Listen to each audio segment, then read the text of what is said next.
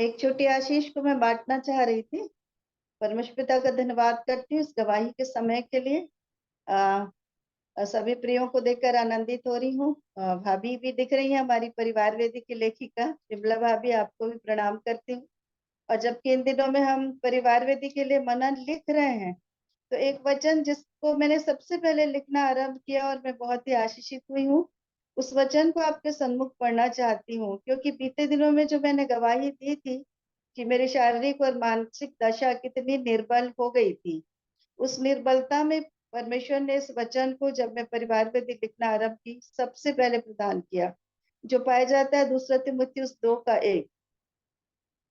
यहाँ इस प्रकार से लिखा है, इसलिए हे मेरे पुत्र, तू उस अनुग्रह से जो मसीह यीशु में है बलवंत हो जा। इसलिए हे मेरे पुत्र, तू उस अनुग्रह से जो मसीह यीशु में है बलवंत हो जा।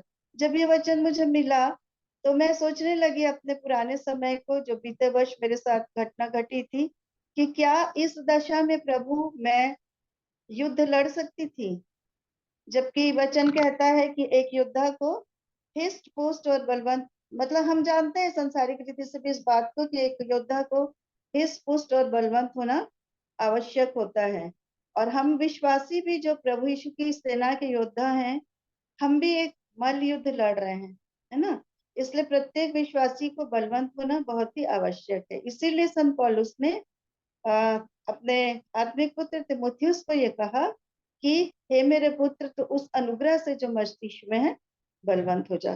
तो मैं विचार करने लगी इस पूरे खंड को पढ़ करके कि ऐसी कौन कौन सी बातें हैं पिता जिससे हम बलवंत हो सकते हैं। क्योंकि देह के लिए तो बहुत कुछ करते हैं। अभी बीते दिनों मैंने गोंद के लड्डू बनाए, मखाने वखाने डाल करके, और मैंने सोचा कि हाँ थोड़ा बल मुझको और मिलेगा। तो मैं सोच रही थी कि परमेश्वर ऐसी कौन कौन सी चीज है। तो इसी वचन में पहला उत्तर मुझे मिला। यहाँ पर लिखा हुआ है, तो उस अनुग्रह से जो मसीह यीशु में है बलवंत हो जा। तो सबसे पहली चीज जो हमको बल प्रदान करती है वो है प्रभु यीशु मसीह का अनुग्रह, जिसकी हमको सबसे ज्यादा आवश्यकता होती है कि हम इस अनुग्रह को प्राप्त करें, ये बल हमारी सहायता करे। क्योंकि अनुग्रह का सिंहासन ही वह स्थान है जहाँ हमें आत्मिक सामर्थ प्राप्त होती है।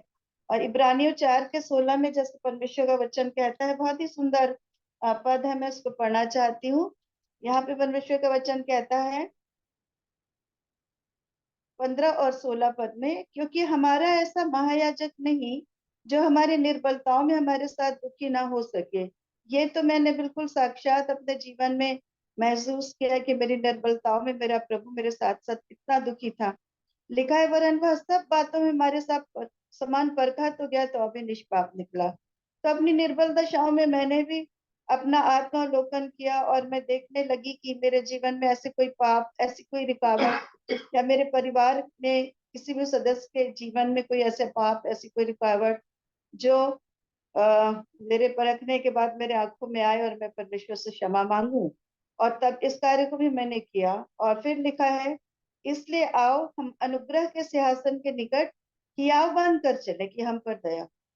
तो सचमुच हियाव बांधकर उस अनुग्रह के सिंहासन के निकट जाने की आवश्यकता है कि हम पर क्या हो, दया हो, और वह अनुग्रह पाए जो आवश्यकता के समय हमारी सहायता करे। तो सचमुच हर मनुष्य को इस आत्मिक युद्ध को लड़ते समय आवश्यकता होती है कि परमेश्वर के अनुग्रह को प्रभु यीशु मसीह के द्वारा प्राप्त करें, ताकि इस आत्मिक युद्ध में विजयी हो सके।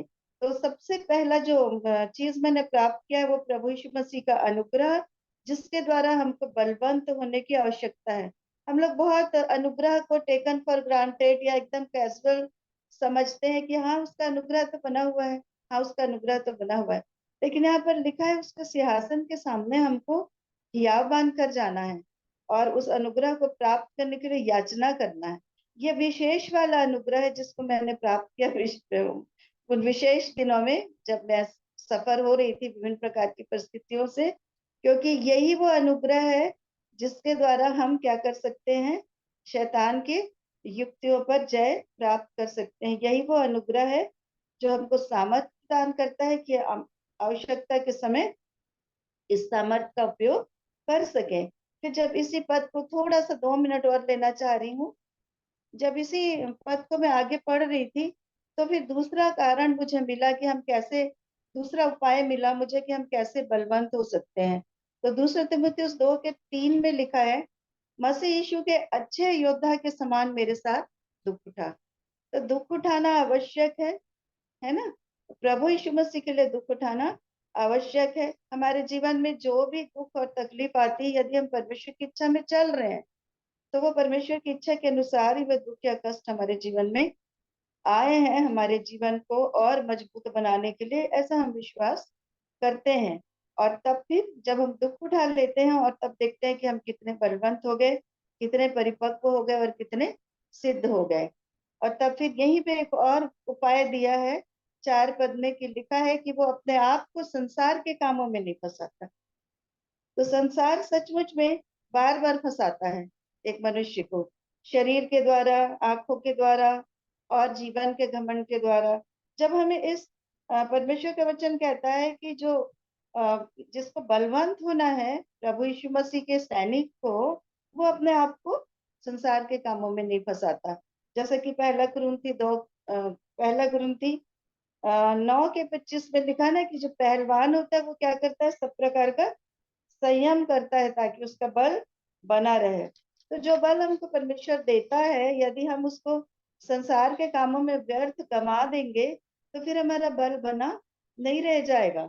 और फिर एक और चीज यहीं पर लिखी है, 5 पद में लिखा है, फिर अखाड़े में लड़ने वाला यदि विधि के अनुसार न लड़े तो मुकुट नहीं पाता।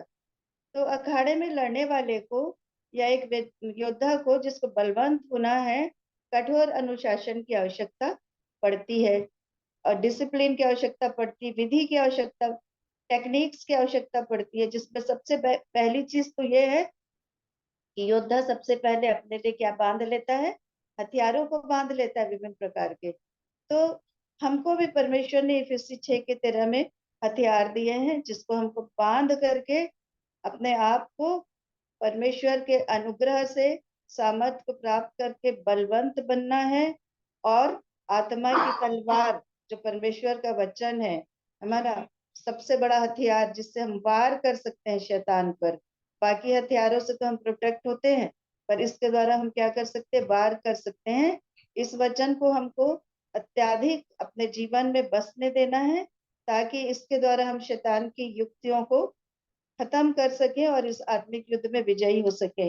मैं धन्यवाद करती हूँ कि बीते दिनों में ये सारी प्रक्रियाओं से होकर मैं गुजरी, ये मेरी जीवित गवाही है। इन सब विधियों को मैंने इस्तेमाल किया और तब इस आत्मिक युद्ध में मैं विजयी होने पाई परमेश्वर की सहायता से। इसलिए परमेश्वर का दिल की गहराई से धन्यवाद करती हूँ